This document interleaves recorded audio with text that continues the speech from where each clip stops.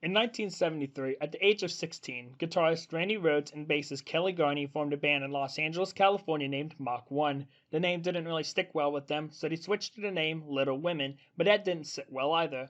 Rhoads, attempting to form a group after disbanding the failed Project Violet Fox, recruited LA photographer Kevin Dubrow and drummer Drew Forsythe to the band.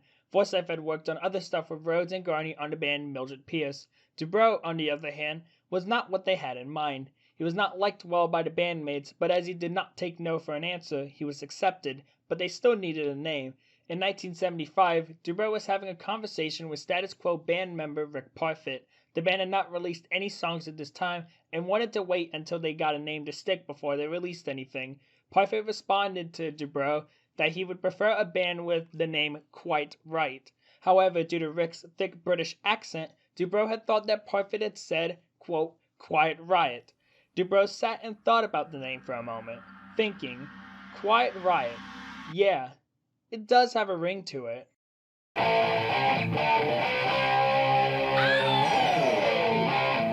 Ho, ho, ho, headbangers!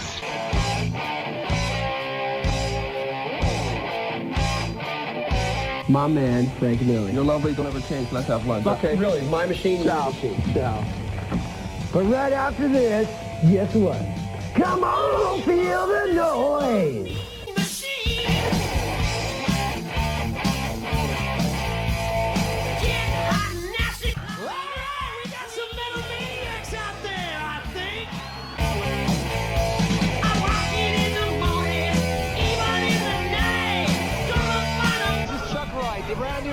The brand new old bass player for Quiet Riot. He's the guy who played bass on Bang Your Head, Don't Wanna Let You Go on Metal Health, and played bass some More to Rock on Condition Critical, and also sang backgrounds on both records. So he was right.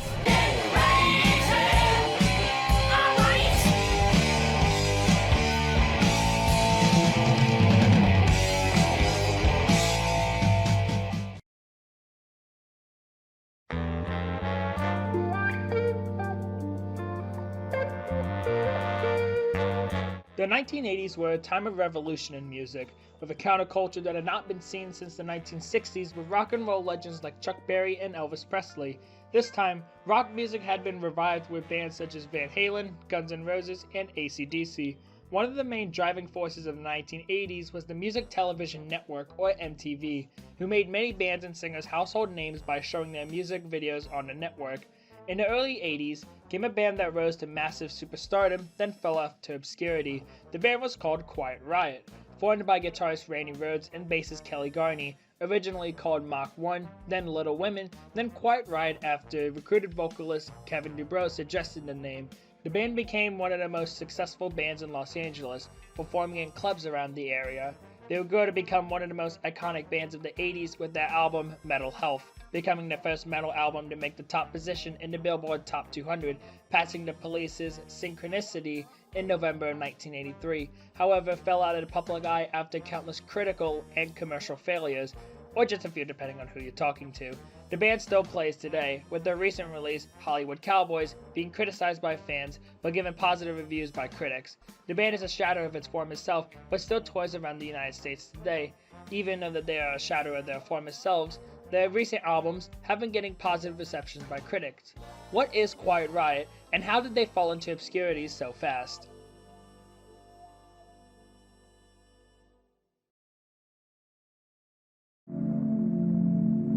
The original lineup with Dubrow, Rhoads, Garney, and Forsythe would finally come together in 1975 and record their first EP, Suicidal Show, later that year. The EP would be released on vinyl, and on side 1 was the title track, Suicidal Show, and on side 2 are the songs Just How You Want It and West Coast Tryouts. It would be another 2 years before the band would release any more content. On March 2nd, 1977, the band would release their first full-length album, self-titled Quiet Riot. The album would feature 12 songs, including 2 covers. One of them was a cover of the Small Faces song Tin Soldiers. The other one was a cover of the Dave Clark 5 song Glad All Over. Due to the band's contract with Sony Records, the album was only released in Japan and was never released in the United States. However, a quick Google search can find everything on the album available to listen to. The band would release another album, Quiet Riot 2, in December of 1978. The album would be longer, even though there were less songs on the album than the first one. Though the band had been moderately successful, the band's behind-the-scenes turmoil had been building up and reached a breaking point. Bassist Kelly Garney did not like Dubrow, and during a drunken rage where he fought Rhodes, then fired a handgun in the air, plotted to drive to the record plant to kill Dubrow, who was recording at the time. Garney was pulled over and arrested for drunk driving on the way to the studio. Garney would lead the band, being replaced by Rudy Sarzo, who is credited on Quiet Riot 2, even though Garney was performing on the album. By 1979, the band had not been able to sign a US recording deal. The same year, Randy Rhoads auditioned for Ozzy Osbourne's band and would be hired. He would leave the band and Sarzo would join him. Fans had lost interest without Rhoads, and the band officially broke up in 1980. Dubrow would recruit former Gamma drummer Skip Gillette and perform around the LA club circuit for 2 years after. Osbourne would release their debut album, Blizzard of Oz, in 1980 to critical success, mainly from their most popular song on the record, Crazy Train. They would release their second album, Diary of a Madman, in 1981 before the success would come to a screeching halt.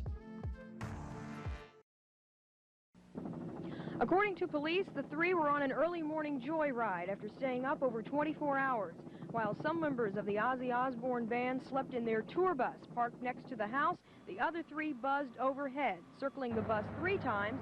On the 4th time, they didn't make it. The plane had been flying treetop level roughly 3 times, and then after the 4th pass, he tipped the bus on the opposite side, and then it went over the top of the bus, the plane did, and hit a pine tree in the front yard, and after it hit the pine tree, it nosedived into the home. The home then burst into flames, and killed were the band's lead guitarist, hairdresser, and bus driver, 36-year-old Andrew Aycock, who was also the plane's pilot. They were flying in a Beechcraft Bonanza like this one.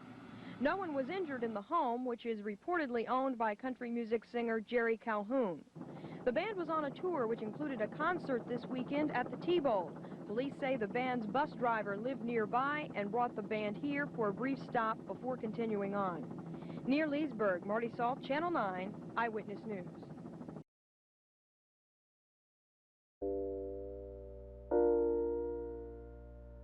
On March 18, 1982, Osbourne's band played at the Knoxville Civic Coliseum in Knoxville, Tennessee.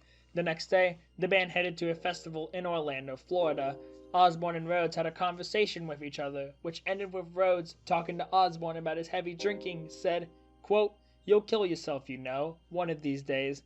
The bus stopped at the Flying Baron Estates in Leesburg, Florida, to fix an air conditioner. Without permission, bus driver and pilot Andrew Aycock took one of the planes on a flight with Rhoads and makeup artist Rachel Youngblood. Rhoads, afraid of flying, wanted to get pictures of the aerial view for his mother. Rhoads had attempted to get Sarzo on the plane, but Sarzo declined as he wanted to get extra sleep. During the flight, Aycock attempted to buzz or fly low and close to the bus in an attempt to wake up the members on the bus. On the 3rd attempt, one of the plane's wings clipped the top of the bus, breaking it into 2. The impact of the bus caused Rhoads and Aycock to be sent through the windshield. The plane then hit a pine tree before crashing into the garage of a nearby mansion, bursting into flames. The 3 were killed instantly, with their bodies being burned beyond recognition at around 10 in the morning. Rhoads was identified from dental records and personal jewelry. According to Sharon Osbourne, who was awoken from the explosion, quote, "They were all in bits. It was just body parts everywhere." Sarzo would leave Ozzy a few months after the incident after not being able to deal with the grief of losing a close friend.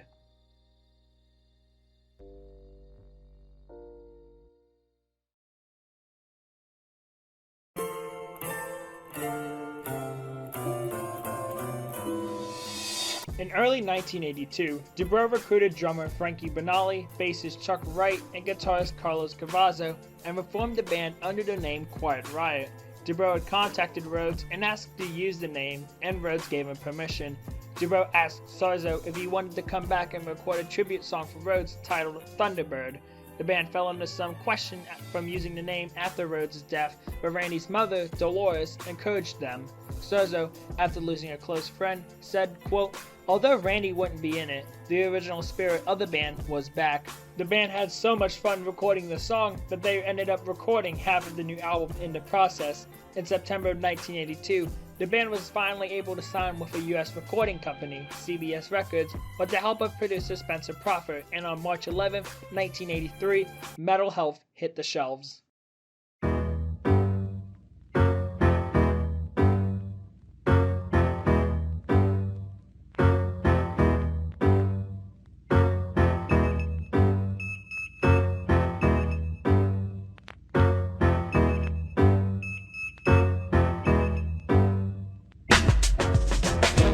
The album became the first American heavy metal debut album to hit the #1 spot on the Billboard charts, surpassing Michael Jackson's Thriller in the week of November 12th, then getting the top spot in the week of November 26th.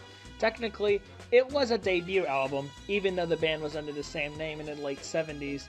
The album's most popular song, Come On Feel the Noise, was a cover of the 1973 Slade song of the same name, was heavily played on MTV. The second most popular song, the title track, Metal Health, would be played on radios across the nation. The album would sell 6 million copies in the United States, making it earn 6 platinum certifications from the RIAA. The band was at the height of their popularity, being featured in many magazines and advertisements. There was even a contest in 1984 called MTV Metal Christmas featuring the band.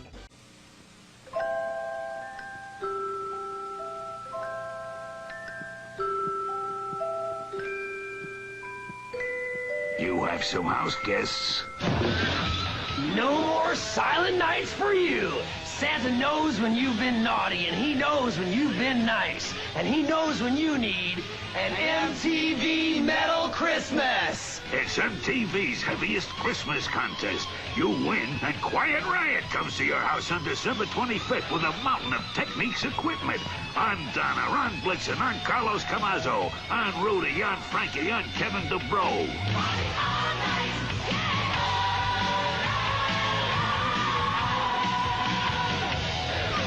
We'll be part of your family for all of Christmas Day. So let your neighbors feel some Yuletide noise.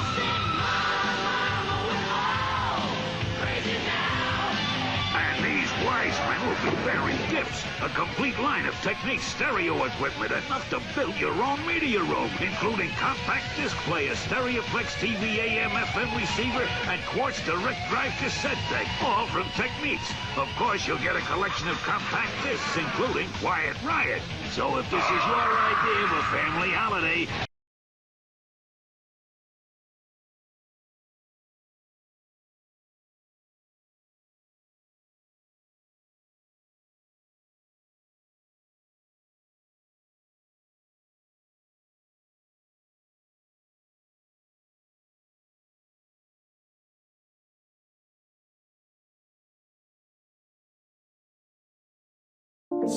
Spin Master Mugen.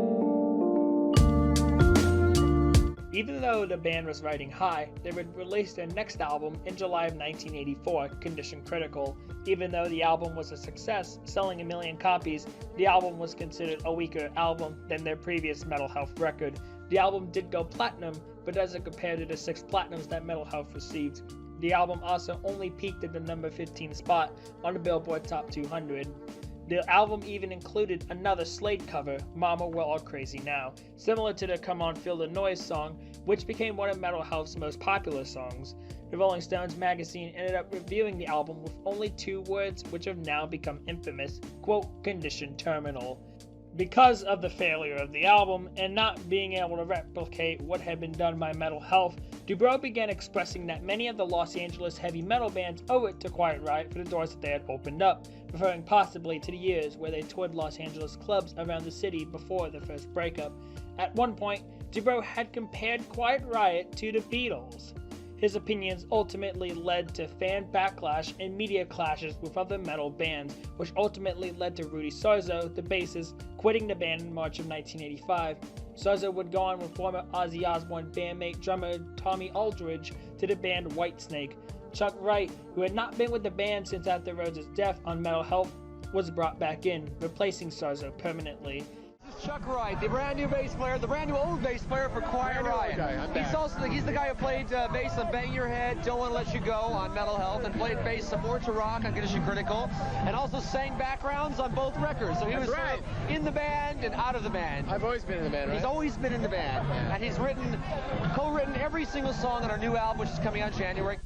The band would release QR3 in July of 1986, which was an even more commercial failure. To this day, the album has not received a platinum certification. This album also placed low on the Billboard Top 200 chart, peaking at number 31. After the failure of the album and the buildup of animosity from Dubrow and his media antics, he was fired from his own band in February of 1987 and was replaced by former Rough Cut singer Paul Shortino. Sarzo was asked to come back and accepted, but was currently committed to Whitesnake and could not keep going with the band. Sean McNabb was then brought in to fill the spot of bassist for the band. With the lineup of Shortino, Cavazzo, McNabb, and Banali, there were now no original members of the band left. The band released QR, or commonly known as Quiet Riot 4, in October of 1988. The album would not perform well, failing to bring the band back to commercial success, even with the new lineup. The album did make the Billboard Top 200 charts, but only peaked at the number 119th spot. To this day, no other full-length Quiet Riot album has made it to the charts. The band would then break up in April of 1989, making this the second time the band is disbanded. A DVD of one of their last shows would be released, titled 89 Live in Japan, where their original albums were released. Banali would go on to the band Wasp and the band Faster Pussycat for a short time. McNabb would join House of Lords in 1991, replacing Chuck Wright, which is ironic as he replaced Chuck Wright and Quiet Riot earlier. Meanwhile, Dubrow fought in court to keep control of the Quiet Riot name.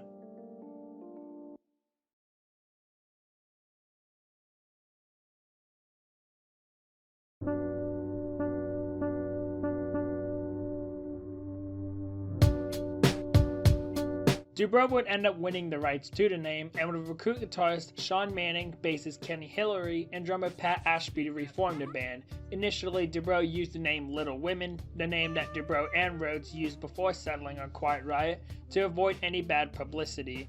Manning would leave the band in 1990 to join the band Hurricane. Cavazzo was brought back after tempers cooled, along with Banali, to release the band's seventh album, Terrified, in July of 1993. In 1994, the band would release a compilation album, The Randy Rhoads Years. The album featured previously unreleased music and music from their first two albums. In a 1993 interview with the Guitar for the Practicing Musician magazine, Dubrow initially planned on a sequel album featuring more unreleased and previous music with Rhodes, and a home video release of an early club show with the band. To this date, neither have been released. The band released their eighth album, Down to the Bone, in March of 1995. The album only sold 20,000 copies, an extremely small number compared to the 6 million sold with Metal Health, showing that the band had fallen out of the public eye. To make matters worse, former bassist Kenny Hillary, who left the band in 1994, took his own life on June 5, 1996. He was 31 years old. The album was mediocre in the public's eyes, however, Dubrow saw it differently. When he was asked to choose between Down to the Bone and their fifth album, QR3, Dubrow said, quote, "A lot of people didn't really get Down to the Bone, but I dug it. I thought it was really musical and adventurous. QR3 was just an abomination because of the producer Spencer Proffer." Sarzo would rejoin the band in 1997, reuniting the Metal Health lineup of Dubrow, Cavazzo, Sarzo, and Banali. In March of 1999, the band released Alive and Well, their ninth studio album. 2 years after, in May of 2001, their 10th album, Guilty Pleasures, was released. The album was the last to feature Sarzo and Cavazzo as official members. A DVD was released of a club show titled Live in the 21st Century in November of 2003. 2 months prior, in September of 2003, the band had broken up for a third time.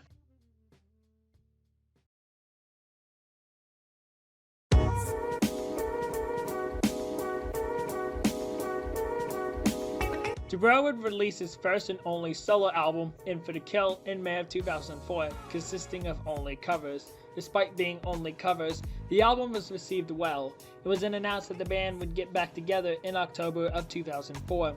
The lineup featured Dubrow, Banali, Chuck Wright, the former bassist, replacing Sarzo, and new guitarist Alex Grossi, replacing Cavazzo. The band toured along Cinderella, Rat, and Firehouse in the Rock Never Stops tour in 2005. Tracy Guns from LA Guns briefly joined the band but left because of musical differences. Grossi and Wright left the band in early 2006. Guitarist Billy Morris and Neil Citron and bassist Sean McNabb, who was the former bassist for the band, and Wayne Carver joined the band. The band began production on a new album in 2006, but there was no timetable for the album's release, as they were funding the album entirely by themselves. Former The Firm and Blue Murder bassist Tony Franklin worked with the band on their album, and their 11th album, Rehab, would be released in October of 2006. The album featured Dubrow, Franklin, Citron, and Banali. Former Deep Purple bassist and singer Glenn Hughes even made a guest appearance on the album. The album was given a positive reviews by critics, but mixed reviews by fans. Banali said that Rehab was, quote, the best Quiet Riot material that they have released in nearly 2 decades. Dubrow commented on the change in the style of the band's sound, saying, quote, if you are expecting Metal Health Part 2, you won't get it, and you won't like it. There are hardly any background vocals.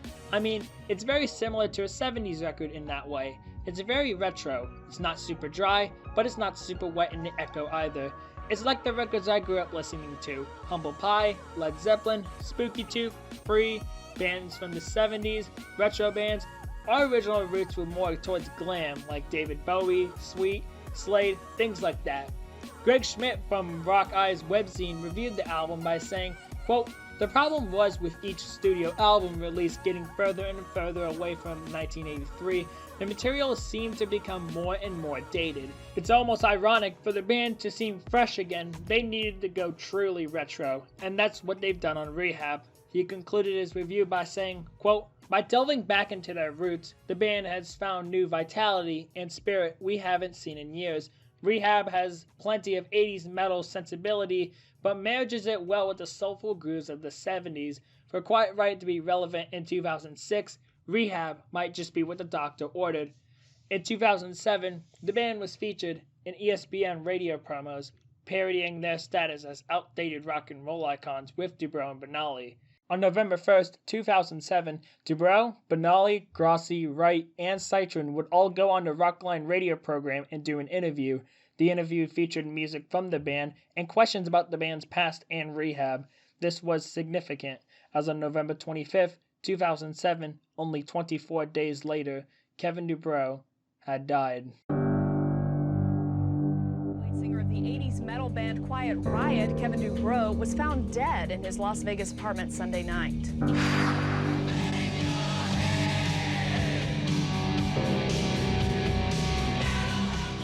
Dubrow was the voice behind the Quiet Riot's monster metal hits Bang Your Head, Come On Feel the Noise. The band sold more than 6 million copies of their album Mental Health back in 1983. Not clear what killed Dubrow. Kevin Dubrow was 52 years old. Wow, so shocking.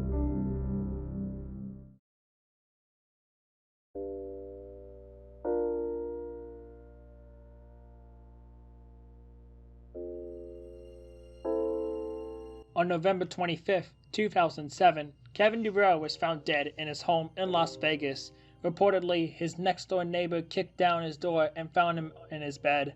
According to police, Dubrow had died approximately 6 days before he was discovered. Lori Lee Sampson, his fiancée, was the last person to see him alive. To make the event even sadder, Dubrow's last words to Sampson was a text message sent at 2:40 a.m. on the Monday before he passed that said, quote, I love you so much. A toxicology revealed that he had died of a cocaine overdose. The death was ruled as accidental, and no signs of a break-in were found, and thus no foul play was ruled. Last Sunday, former member Kelly Garney had been informed that Dubrow's house had been broken into. He attempted to get in contact with him, but found that his voicemail was full. He then contacted Banali, who had also tried contacting Dubrow with no avail. The two reached out to Dubrow's 2 girlfriends, whom he had made separate Thanksgiving plans with. The second one got concerned when Dubrow did not show up, and the first one, like Williams, got worried and asked a friend, a paramedic who lives near him, to check on him. after peeking through the window, he found his keys on the counter. A friend broke into the home and found Dubrow on his bed. Dubrow was buried at the Pacific View Memorial Park in Corona del Mar, California, along with actor John Wayne and, more recently, NBA legend Kobe Bryant.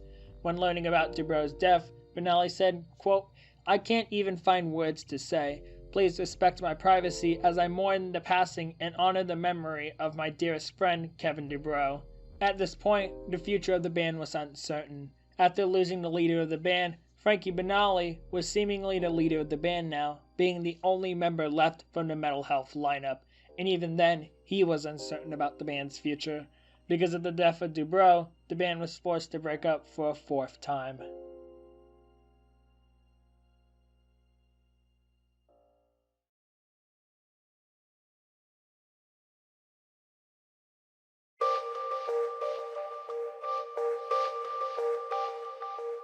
Despite the death of Dubrow, Banali announced that the band was coming back in September of 2010 with him, bassist Chuck Wright, guitarist Alex Grossi, and singer Mark Huff, who was previously with the Van Halen tribute band 5150.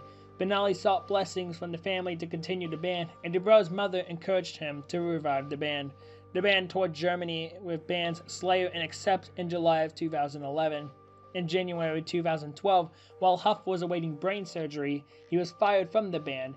He did not find out from the band, however. He found out online. Banali then hired vocalist Scott Vaughan in March of the same year. In October 2012, Kelly Garney, one of the founding members, released his autobiography, Angels with Dirty Faces. The book covered the early years of the band and uncovered details about his and Rhodes' friendship. In November 2012, Vaughan left the band and was replaced by love-hate singer Jizzy Pearl. It was then reported that the band was working on a new album that would be released sometime in 2014. In a 2013 interview with Loudwire magazine, Banali talked about the future of the band and the upcoming album. He said, quote, "I made a conscious decision not to use the usual songs that people would expect. I picked tracks that were special and of the moment.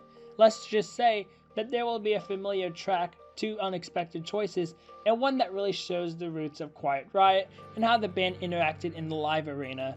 I think that Quiet Riot fans will really appreciate my choices." On April 29, 2014, a documentary movie about the band, Well Now You're Here, There's No Way Back, made by Banali and his fiancée Regina, premiered at the Newport Beach Film Festival and was released to the public on January 29, 2015. The film was received well by fans and critics alike. The band released their 12th studio album, Quiet Riot 10, in June of 2014. The album received mixed reviews from fans after the band continued to go on without Dubrow. Music Enthusiast magazine was supportive and said that the band sounded, quote, revived, and the release was a strong comeback from a previously shattered Quiet Riot.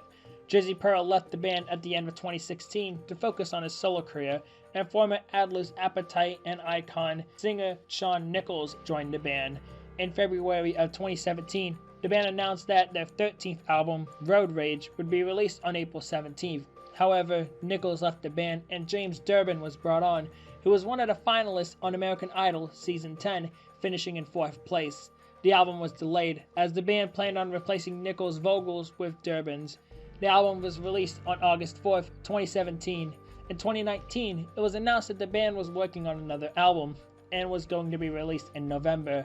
A single from the album, Don't Call It Love, was released in August. In the same year, however, in October, Banali announced that he had been battling stage 4 pancreatic cancer since April.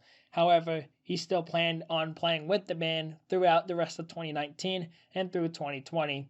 Also in September, James Durbin left the band and Jizzy Pearl was brought back in. They decided to keep Durbin's vocals on the album and not replace them with Pearl's. The album was released on November 8, 2019, called Hollywood Cowboys.